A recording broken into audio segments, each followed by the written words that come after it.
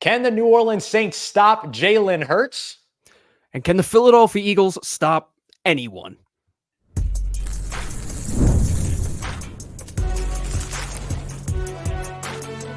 You are Locked On NFL Crossover, part of the Locked On Podcast Network.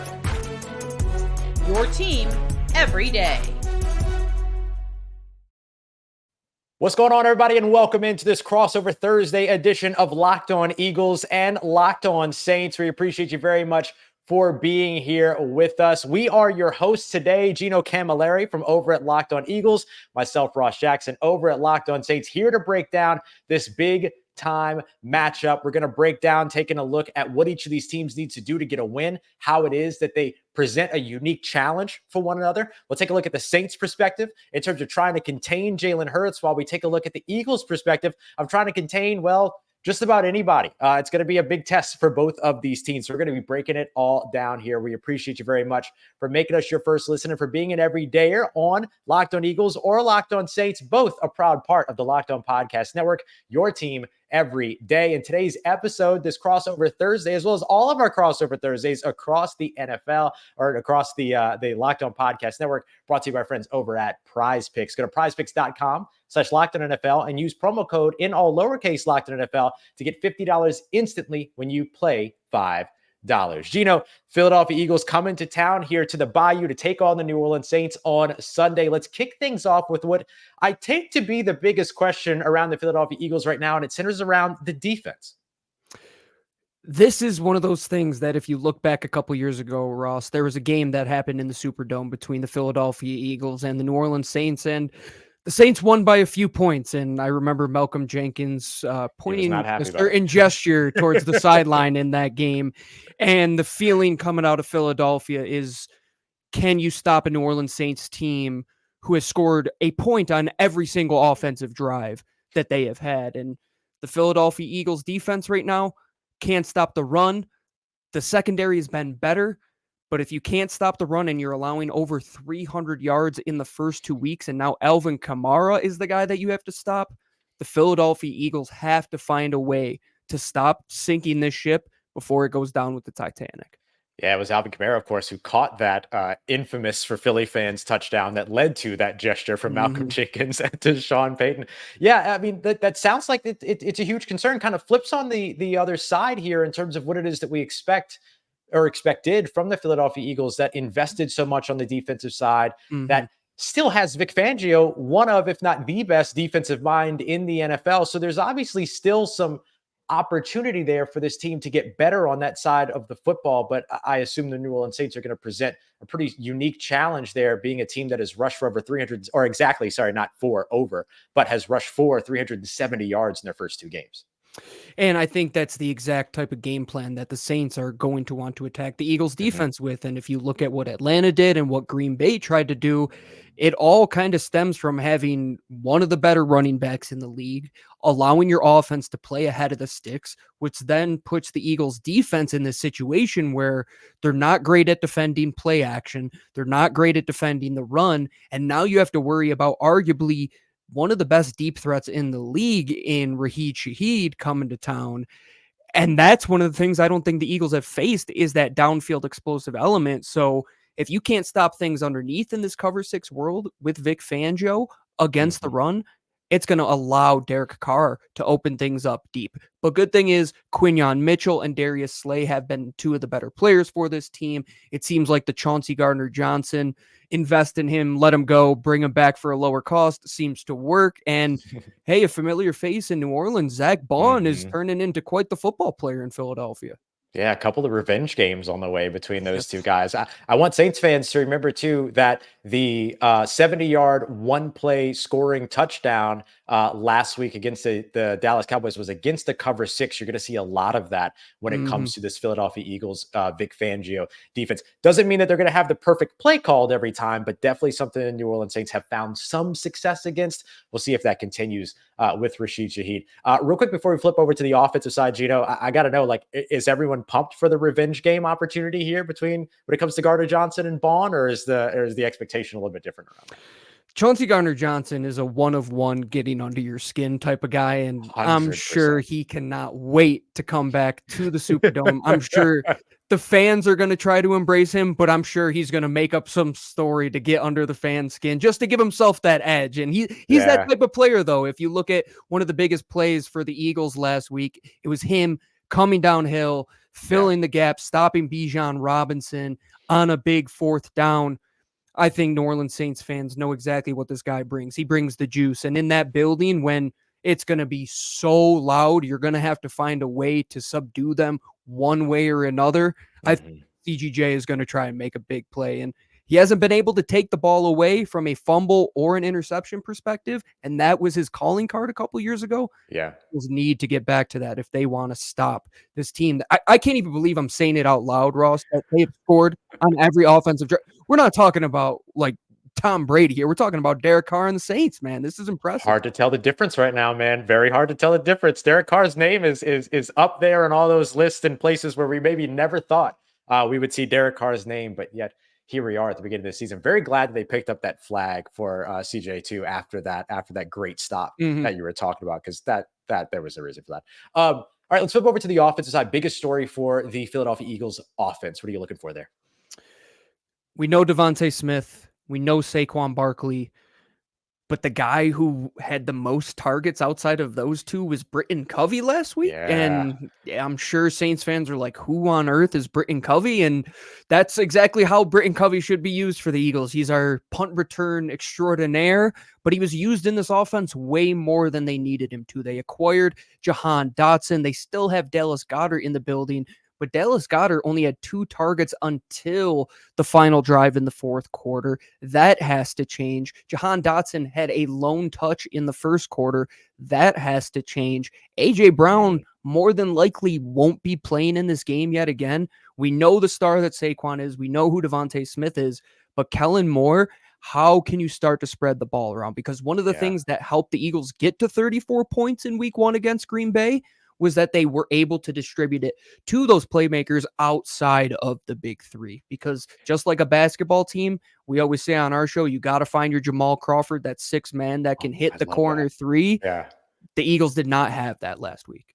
Yeah, that's big. And I will say you might find some Saints fans that know who Britton Covey is. There's a lot of BYU fans that are Saints fans. They're probably familiar through the Utah. Oh yeah, they're probably familiar through the Utah connection there and everything. He's a gamer, man. He's a short king too, about my size, 5'8". So I root for him through and through. But this is the NFL. I don't know if we want to be targeting him too much next week. Yeah, well, hey, at least you'd rather the short king at wide receiver than at quarterback if you're the Carolina Panthers. So, look over the offensive side as well. You know, the Philadelphia Eagles, interestingly, going through like a similar evolution on the offensive side to New Orleans. How's that been working out so far? Motion is the lotion, as all my friends from Damon College Physical Therapy would say way back in the day. It really is. It's the one thing that can just make your offense go without having to win every single one-on-one matchup. And that's what really killed them in 2023, was that they put these 2 guys out there, A.J. Brown, Devontae Smith, said, hey, you guys are good enough, go win your one-on-ones. But everybody else, they couldn't quite do that. But now with Kellen Moore, a reason why you can target Britton Covey so much is because you're scheming him open. You're getting him into space, taking and utilizing this cover 6 heavy world where teams are playing zone, zone, zone. We have to understand pacing, timing, space, and that's what the Eagles offense really has been under Kellen Moore. Jalen Hurts has a lot more autonomy at the line of scrimmage to call out blitz, to recognize where some of that space is. And I think it's been a benefit to him. He's been much better against the blitz in this season, and I think a lot has to do with Kellen Moore giving some answers to the test that maybe he didn't have last year. That's excellent. Now that's a fantastic point to look at as we turn things over to the New Orleans Saints side, because the Saints play a very different style of defense. And I'm curious, Gino, of how the Saints man-heavy approach, press man-heavy approach is going to impact Kellen Moore's approach on offense. Let's break that down next as we continue on with this fantastic crossover Thursday edition, Locked On Eagles and Locked On Saints, part of Locked On Podcast Network, your team every day. Today's crossover Thursday, Locked On Eagles and Locked On Saints, is presented by our friends over at Arena Club. I'm just now getting into collecting collectible cards like player cards and things like that. And listen, the idea of spending a couple grand on a Patrick Mahomes rookie card, for instance, is, well, let's just say out of the cards for me. And that's why I love Arena Club and the Arena Club Slab Pack, which is the only repack that provides real value, a complete view of the possible cards, and a clear hit rate for each one. Whether you're buying, selling, trading, or displaying, Arena Club is the card collecting platform that you must go and check out right now. You can get 10% off of your first slab pack or first card purchase by going to arenaclub.com/lockedonnfl and using promo code LOCKEDONNFL. That's arenaclub.com/lockedonnfl, code LOCKEDONNFL to get 10% off your first purchase. Again, arenaclub.com/lockedonnfl, promo code LOCKEDONNFL. All right, everybody, continuing on with this crossover Thursday edition. Gino Camilleri of Locked On Eagles, myself, Ross Jackson of Locked On Saints, here to break down what is probably going to be a pretty high-scoring matchup. I will say the FanDuel has this game at an over-under of 49.5 points. It's the second highest win total or points total in all of week 3. So this one should be a lot of fun. And part of what's going to make this one fun, Gino, is the way that both of these defenses approach things very differently. And then the offenses that are kind of both making these adjustments. You were just mentioning about the motion being the lotion, as you will, in the Eagles offense and how that works against the zone coverages. I'm curious, looking at New Orleans, who I think their biggest task is going to be stopping Jalen Hurts. That's going to be their biggest thing, is can they make plays at the quarterback? Can they not let him go out there and run for a bunch of yards and extend plays and stuff like that? And that's going to be a little bit challenging because the Saints defenders are all going to turn their backs to Jalen Hurts as they're defending, because they are a press man-heavy system. Of course, they run some zone, but you know how it goes, man-heavy system. And I'm curious about their ability to stop Jalen Hurts, but also what that man coverage does for what it is that Kellen Moore is trying to do over on the offensive side in Philly. One of the things Kellen Moore, he's done a great job of putting his influence on what Nick Sirianni had done very well in his first couple of years, and that was the quarterback run game. And I don't know what it was in the second quarter of last week, but Jalen Hurts went from Bruce Banner to the Hulk all of a sudden, and it looked like he got his legs back underneath him, and he turned into this all-star on the ground once again. And you make a fantastic point. The big difference between zone and man is that in a man turn situation, these defenders are turning their back away from the quarterback. Well, who is the quarterback that if you turn his back, he's going to have all this space to run? That's Jalen Hurts. That's one of the things that in week 1 against the Packers, they did a really good job in a more single high man cover situation of keeping Jalen Hurts in these short areas. They did not allow a ton of rushing yards to him. It was Atlanta that really, in this zone-based defense that they run, they were more apt to allow yards to Jalen Hurts. But I think you're going to see now a more even approach when it comes to the man element from the Saints, who have those guys that can play. There's going to be more opportunities where Jalen can run because he needs to and pick up those yards, much like last week, as opposed to just one look, put your head down and go. He has to understand that with man, things can develop for you. Because if you look at that Green Bay game, you got shots down the field. So that's the give and take. I know he wants to go and pick up those yards like last week, but in man, guys aren't having their eyes to the quarterback. They're not keeping everything underneath and rallying to the QB. All of a sudden, it takes one guy to get out of their break slowly, get into a man turn situation, and Devontae Smith is 1.5 yards stacked on top of his hip. So that's what you have to remember as well. A lot different from what they've seen the first 2 weeks, but that's the challenge of the NFL. It's a new puzzle each and every week, especially for QB1. But you're getting paid $50 million plus. It's your problem, not mine. That's right. That's exactly right. And thank goodness, because I don't want to have to deal with it. No.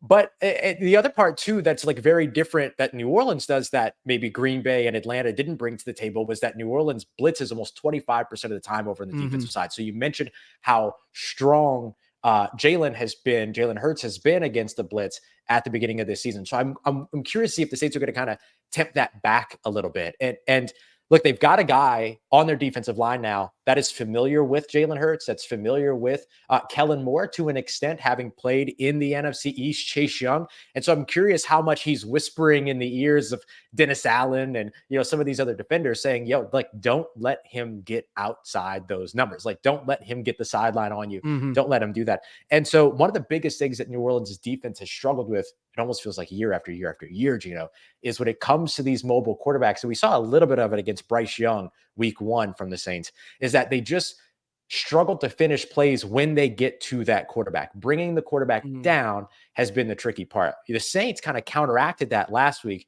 or excuse me, 2 weeks ago, by instead of relying solely on the defensive line to get that pressure, they were sending those slot blitzes. And Alontae Taylor ended up with 3 sacks in that game. I don't know if he's going to be able to replicate that here specifically, but I'd be curious to see how much that second level and secondary pressure comes from New Orleans to try to maybe contain or at least get those quick pressures on Jalen Hurts before he has the opportunity to see where that pressure is coming from. So if this was last year, I would say you're probably going to hit home on like 3 to 4 of those blitzes off of the edge. This year, I would say at least one will hit home, but that's exactly where Jalen Hurts has improved, because there you go. In those situations, the way you identify them is to identify the overhang guy. So that means, is there somebody lined up directly behind them to fill in the space if they were to blitz? That has been one area where Jalen Hurts has been really good at identifying where those guys are vacating space. You'll see him and Devontae Smith do this little hand gesture when they want to know that we're hot off of the edge. And now having that autonomy to do that, that's going to be a nice little chess game. And like, how many times does, let's say, your safety, instead of coming down and filling, he fills in for the corner pops over into the nickel position. That's the chess match that you're going to see between these two teams. And the defensive line, I think you brought that up. This is going to be great tape to watch if you are a fan of offensive line play versus defensive line play. My goodness, I can't wait. You're talking about some of the great pass rushers in football, some of the great offensive linemen. There's going to be plays where the Eagles, it looks like you have them beat, and then all of a sudden Chase Young chasing you down on a backside run to the front side of the play, and you're going to see Lattimore making plays and all these guys. I mean, the Honey Badger. It's going to be a game of names, is what I'm saying. Like those names that are big time players. I love that. Yeah. I think they're going to have to step up in these games. And so Lattimore, I hate playing this guy, dude. He's so good. He's such a good man. He won't stop against Philly. No, he's so good. I know. Yeah. So the hope is that he'll be back out there on the field. He was back at practice on Wednesday, which is a good sign. Head coach Dennis Allen, who also calls the defensive plays for New Orleans, he said that Marshall Lattimore wanted to play against Dallas, and Dennis Allen basically told him, like, no, because I don't want the 1 week thing to turn into a 3 or 4 week thing. Same and it kind of, and he kind of said that, in different words, Marshall Lattimore was a little bit peeved by that. So we'll see, what that ends up translating to when he gets back out on the field this week against Philly, if he does. But our expectation is that he'll probably be ready to go. Looking over at the New Orleans Saints offense, which has been the big story for them so far this season, a complete rejuvenation of offense in New Orleans after 3 years, what felt like depravity over on that side. It's been offensive coordinator Clint Kubiak. It's been quarterback Derek Carr. But for me, the other thing that it's been, Gino, is the offensive line. They have been outstanding, and they've been aided a lot. Screens, play action, the easy buttons that you see in the NFL. But man, have they, when tasked to be the force in the run game, to be the force in protecting Derek Carr, they've done a good job there. And so I think that when it comes to the offensive side for New Orleans, it's all about playing the songs that they know and doing what it is that matches their identity. And that's what they're going to try to win with. Where you guys have a clear identity on the offensive side of the ball, the Eagles don't have a defensive identity right now. It's not stopping the run. It's not getting after the quarterback. And the Eagles played Atlanta last week, who after week 1 was graded out as one of the worst pass blocking offensive lines in the sport. They had one quarterback hit on Kirk Cousins all day long. And you're talking about an offensive line that is probably a little bit better than that of Atlanta. And I don't know if the Eagles are going to be able to hit home again, because that was the hardest thing for them was rushing in unison, as edge rusher Josh Sweat said. They're not on the same page. And Derek Carr, he's got these deep threat weapons. The Eagles, if you give a guy like that 3.5 seconds where they were giving Kirk Cousins time last week, they're going to eat you alive. And then play the songs the hits are, let's play ahead of the sticks. We're going to be in second and short, third and short situations. Exactly what Atlanta did to the Eagles last week. Exactly what teams like Washington a couple years ago, when that was the Eagles' first loss when they were undefeated for the longest time. It was get short of the sticks, convert third downs, possess the ball until the cows come home. But the one thing about New Orleans is you still have to worry about the deep game. So where does the dam get put up for this defense? Because the Dome is not a place that has been kind to the Philadelphia Eagles when those waters do get a little bit too high, because man, they can sink really quickly. And I think Lou over at our show is much more petrified of this New Orleans Saints attack than I am, because it has to come back to average at some point, like 15 out of 15. That's pretty darn good. Yeah. The Eagles hopefully can come back to average, but at the same time, if they play the songs that they want to play, like you said, Ross, they know what to do, and they put people in the stands because they play the hits. Yeah, that's what it is. And we'll see if Philly can kind of force them off key a little bit. I'll keep the music pun going a little bit. All right, coming up next, we're going to take a look at what it is that each of these teams has to do to win. And Gino already started to touch on a big one. Can they limit the New Orleans Saints when it comes to what it is that they love to do? Can they make them uncomfortable? Gino will dig into that here in just a moment as we continue on with this crossover Thursday edition, Locked On Eagles, Locked On Saints, part of Locked On Podcast Network, your team every day. Today's episode of Locked On Saints and Locked On Eagles, this crossover Thursday, brought to you by our friends over at FanDuel, America's #1 sportsbook. Right now, the New Orleans Saints are favored in this matchup against the Philadelphia Eagles at 2.5-point favorites, or the Eagles, if you're an Eagles fan, 2.5-point underdogs. Maybe you like being the road dog in this situation as an Eagles fan, or maybe you think this game is going to be higher or lower scoring than projected 49.5-point over-under in this one, second highest across the NFL. So which way you think this game is going to go? Well, you can get in on that action over at FanDuel, America's #1 sportsbook. And right now through September 22nd, so that clock is ticking, all FanDuel customers that put $5 down will get a free 3-week trial of NFL Sunday Ticket from YouTube and YouTube TV. Then with your YouTube TV base plan, you're going to be able to watch every regular season Sunday out of market game. All that you need is a Google account, a current form of payment, and you can cancel any time. Visit FanDuel.com so that you can download America's #1 sportsbook. All right, y'all, it is crossover Thursday here, Locked On Eagles and Locked On Saints. That's Gino Camilleri. I'm Ross Jackson. This crossover Thursday edition of Locked On Eagles and Locked On Saints brought to you by our friends over at Prize Picks, as well as all of our crossover content here on the Locked On Podcast Network. Go to prizepicks.com, search Locked On NFL, and use code in all lowercase Locked On NFL to get $50 instantly when you play $5. All right, so Gino, what is it that the Philadelphia Eagles need to do to get a win against the New Orleans Saints on Sunday? The LOE 3 keys to victory. Number one, as I said, find a way to make that Saints offense be off key one way or another. Put them behind the sticks. They cannot be in second and short, third and short, because that's when you set up those downfield shots, which sets up their explosive offense, which allows them to put up as many points as they've had the last 2 weeks. Number two, start fast. The Eagles, they have started slower than anyone in the first 2 weeks. Their first 2 possessions in back-to-back games went interception, fumble, punt, turnover on downs. They have not scored any points on their first 2 possessions in either of those games. It would be nice to get at least a field goal there. Number 3, play 60 minutes. Not 58, not 59, 60 minutes. Because if you can allow the 7th most improbable comeback in the next-gen stats era since 2016 against Kirk Cousins on one leg, what can this New Orleans Saints team do to you?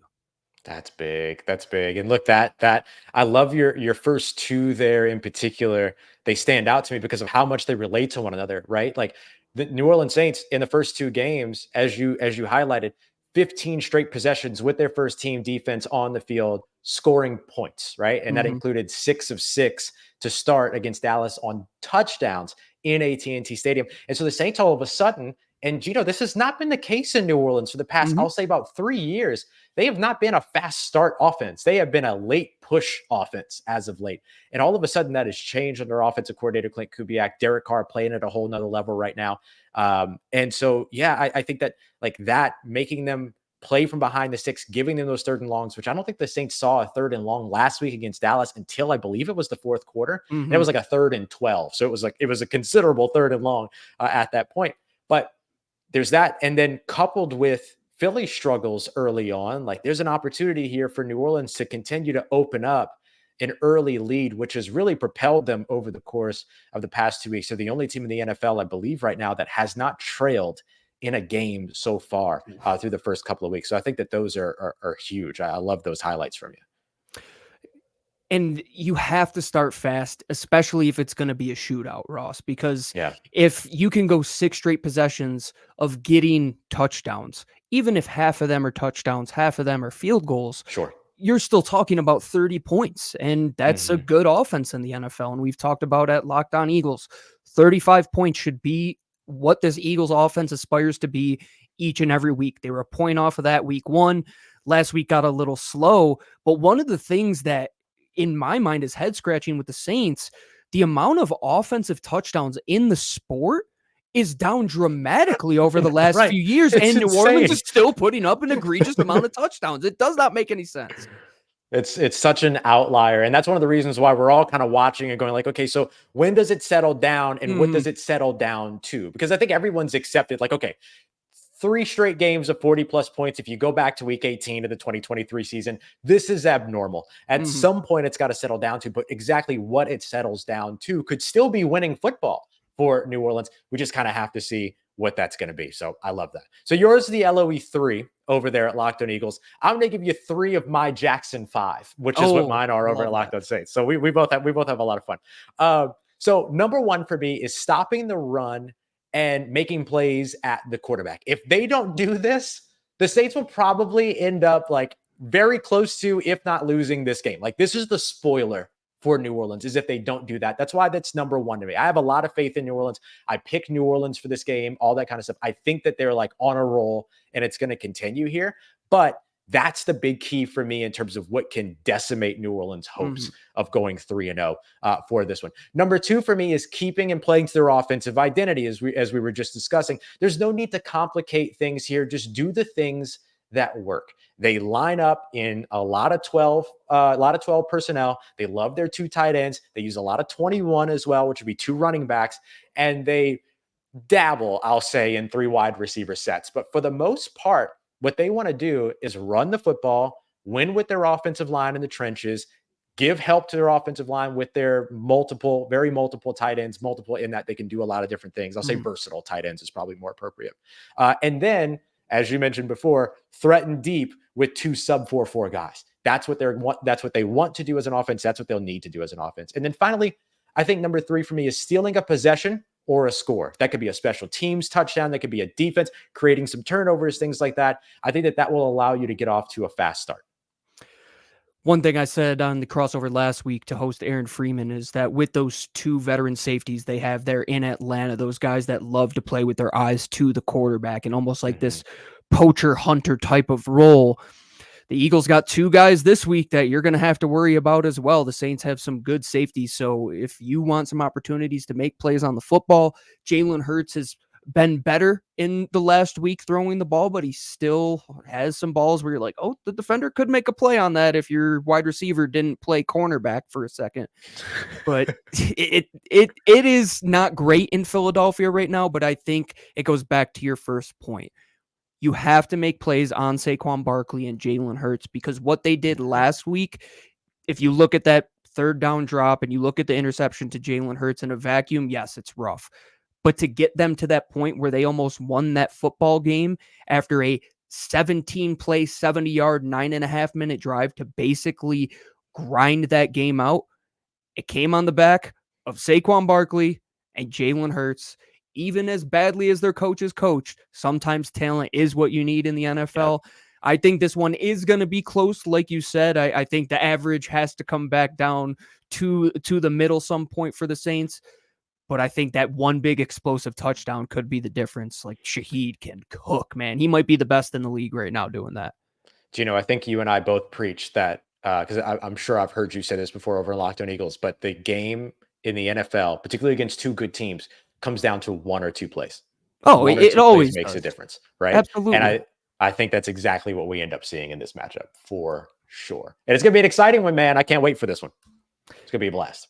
Two teams with good offensive lines. It comes down to the trenches. They can run the ball. Running the football is back in the National Football League. And I really think it comes down to controlling time of possession, who takes care of the ball. And we're talking about 1930s football here in the year 2024. It's beautiful.